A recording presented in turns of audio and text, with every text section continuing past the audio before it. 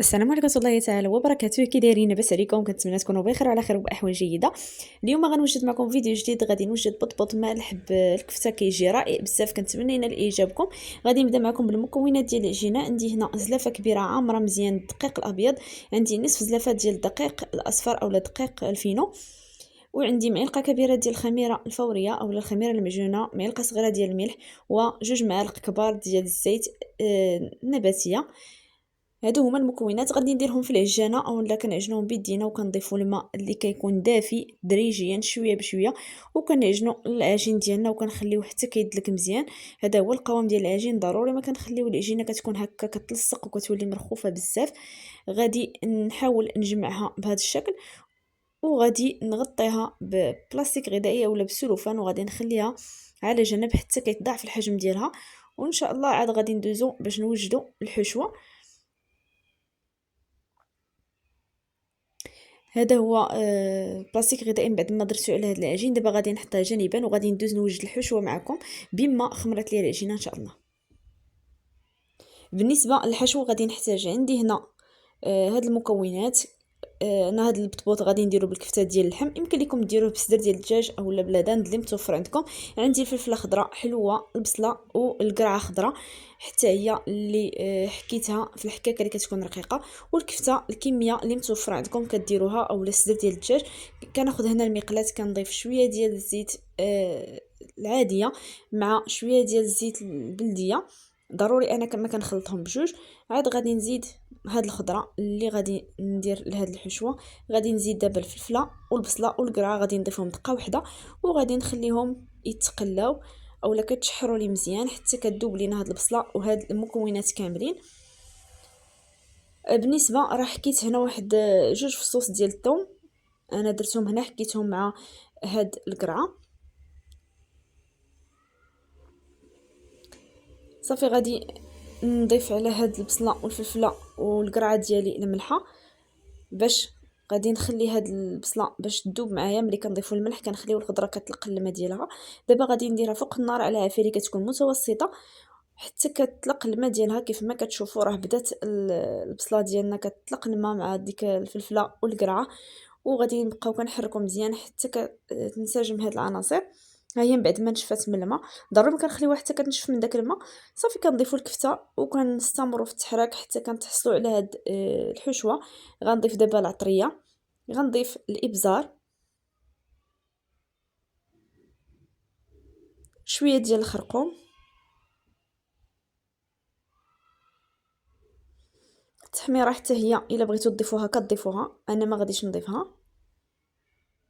وكنزيد شويه ديال السكينجبير مع ملعقه صغيره عامره جيدا ديال مطيشه ديال الحك اولا مركز طماطم. كندير معلقه صغيره عامره بزاف. صافي غادي نخلط العناصر وغادي نرجعهم فوق النار على عافيه اللي كتكون مهيله، وكنخلي هاد العناصر ينسجموا مع بعضياتهم. عاد من بعد ما غادي نطفي على هاد الحشوه كنزيد عليها القزبر والمعدنوس في الاخير. اللي متوفر عنده اولا اللي كيبغي الفرماج يمكن لكم ديروا فرماج هكا مثلث معاه وكتمعسوه معاه، اولا الفرماج محكوك يمكن لكم ديروه في هذه المرحله. انا غادي نكتفي فقط بهاد المكونات. صافي غادي نخلي دابا الحشوه ديالي جانبا، غادي نخليها حتى كتبرد تماما. عاد غادي ندوز باش غادي نعمر البطبوط، لانه من بعد ما كتبرد هكا ما غاديش يجينا. ملي كتبرد ما غاديش يعذب لنا البطبوط، داكشي علاش كنخليوها ملي كتكون عفوا سخونه كنخليوها حتى كتبرد جيدا، وكنعمروا البطيبيطات ديالنا.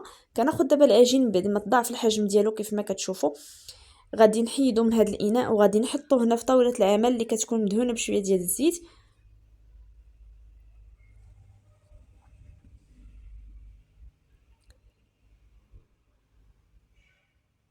كناخذ شويه ديال الزيت هكا في اليدين ديالي، وغادي نحاول انني نحيد هذا العجين وكنفرغ منه داك الهواء اللي كيكون فيه، وكنحطوه هنا في طاوله العمل. وغادي نحاول انني نقسمو على كريات اللي كيكونوا متساويين في الحجم. نتوما كديروهم على حسب الحجم ديال البطبوط اللي بغيتو. انا غادي نديرهم هكا شويه متوسطين، الا بغيتو تصغروهم كتصغروهم، بغيتو تكبروهم يعني كتكبروهم، لكم الاختيار في الحجم ديال البطبوط. انا غادي نديرهم في هذا الحجم تقريبا. انا هاد العجينه خرجت ليا 9 ديال هاد الكريات ديال العجين.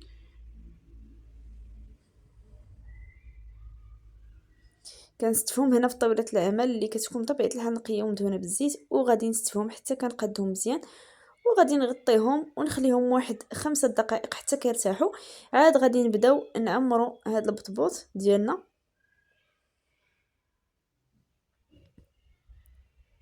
هاد البطبوط كيجي سهل وكيجي يعني دغيا كيوجد، ما فيه كتر تماره ما والو، دغيا كتوجدوه وكيجي اهم حاجه كيجي لذيذ ورائع.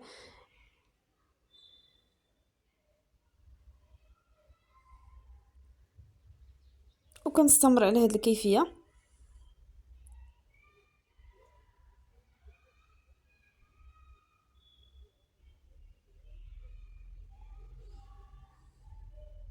صافي ساليت التكوار ديال البطبوط ديالي، غادي نحطو هنا وغادي ندهن بشويه ديال الزيت من الوجه ديالو، وغادي نغطيه ببلاستيك غذائي وكنخليه كيف ما ذكرت 5 دقائق. ضروري ما كتخليوه 5 دقائق باش يعاونكم هكا ملي غادي تسرحوه اولا ملي غادي تطلقوه بيديكم. صافي دابا كنغطيهم.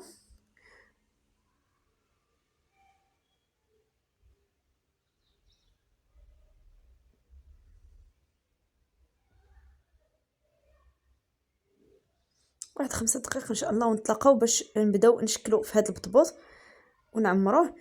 دابا من بعد ما دازت واحد 5 دقائق، دابا كناخذ هاد البطبوطه الاولى كيف ما كتشوفوا معايا. غادي نقرب لكم هنا باش تشوفوا الشكل اولا الطريقه اللي غادي ندير ليه. كناخذ البطبوطه الاولى كندهن بطبيعه الحال طاوله العمل بشويه ديال الزيت، غير شويه فقط، ما كنكثروش من الزيت. كنحاول انني نبسطها شويه وكنخلي شويه الوسط، ما كنرققوش الوسط. وكنضيف هنا الحشوه ديالي، كنضيف الكميه على حسب نتوما اللي درتو. انا كنضيف هنا كل كريه كنضيف عليها 2 معالق كبار عامرين ديال الحشوه، وكنجمعهم بهذه الطريقه حتى كنجمعوا البطبوط ديالنا بهذا الشكل، وكنعاودوا نحطوه جانبا حتى كيرتاح. عاد غادي نسرحوه ونبداو ان شاء الله نطيبوه، يعني غير كنسرحوه كنطيبوه مباشره. غندوز الكريه الثانيه.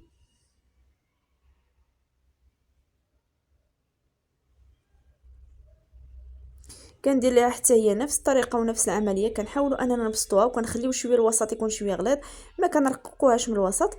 كنحاولوا نضغطوا على الجوانب وكنعمروها بهذه الحشوه.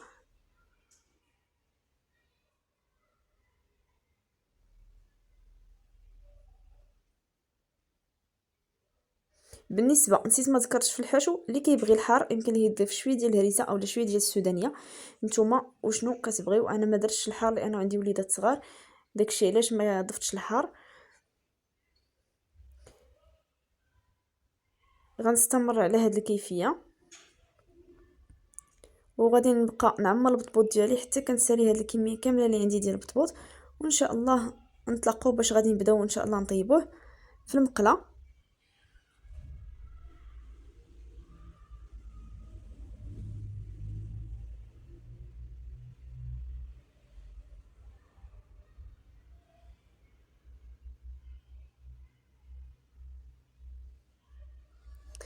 ما بغيتش نسرع الفيديو باش تشوفوا معايا الطريقه، يعني دقه دقه، باش ما اللي ما فهمش من الاول يتفرج في الفيديو، يعني غادي يشوف كيفاش الطريقه ديال هذا البطبوط. يعني كلشي كيعرف الطريقه ديال البطبوط، غير ما بغيتش نسرع على فيديو باش تفهموا مزيان، لانه كاينين معنا المبتدئات اللي خصنا نفهموهم مزيان هكا الطريقه ديال هذا البطبوط. يعني كيفاش كنعملوا ليه هكا، علاش كنغلظوه من الوسط، ما كنخليوهش رقيق باش ما ملي غادي نسرحوه ما يتفرقعش معانا من الوسط وما تقبش لينا العجينه. داكشي علاش.